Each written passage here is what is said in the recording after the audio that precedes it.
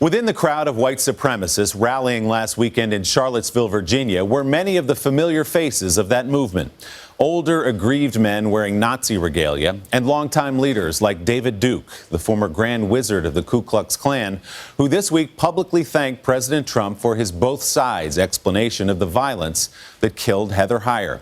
But there also were many new faces, carrying torches through town and chanting racist anti-Semitic slogans. Young men not wearing white sheets, but white polo shirts and khaki pants. So who are they, and where did they learn to hate? NBC's Gadi Schwartz sat down with one of them for our Sunday Spotlight. White supremacy movements are nothing new in this country. The faceless hooded KKK, Nazi skinheads, many seeing them as a dying breed, with younger generations welcoming diversity with open arms. Jews will not replace us! But the faces marching on Charlottesville told a different story. With the summertime, there's no school, I had a lot of free time, and I believe that the white culture in the United States is at threat in its own way. Young, college educated, clean cut and radicalized. The alt-right movement ready to stand up for white power. Young people play a huge role in the alt-right. They're the ones who are, for the most part, feeling the policies of the past. And they're ripe for recruiting. White supremacist groups have taken to college campuses to post racist flyers and stir up friction with controversial speakers. And they're working to present a more appealing brand. We need to find a way to achieve power together. The alt-right was specifically a way to rebrand white supremacy for a millennial generation, make it look professional, make it telegenic. The movement most effective online. A recent study from George Washington's program on extremism found that white supremacist Twitter accounts have increased more than 600% since 2012. Online radicalization is a process.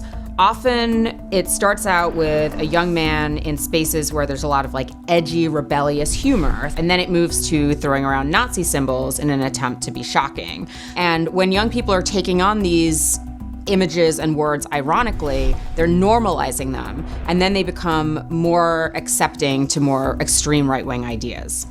19-year-old Nicholas Fuentes just finished his freshman year at Boston University. You're entitled to be in favor of, in support of, in advocacy for every single identity group, seemingly except for white people. And so I think particularly with young people who've been brought up basically being told that you're a second-class citizen, I think it's appealing to say we are finally going to stand up for our interests. Would you have said what you're saying about white oppression a year ago? I don't think I was there yet. Number one, I was young. Number two, I was in high school, so I was being fed all of this social justice propaganda. His rapid journey to the right largely took place in the digital world.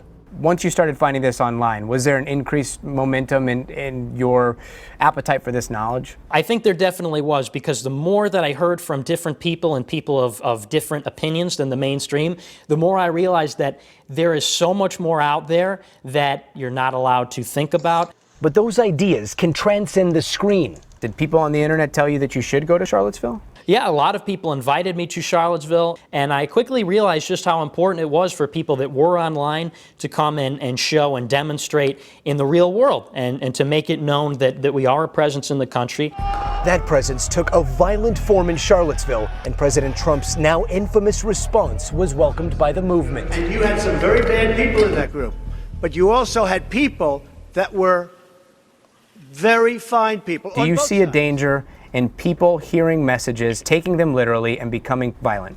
I condemn violence in all its forms. I've known firsthand violence, but I will tell you that the alternative, if we don't speak up about what's happening, will be far, far worse.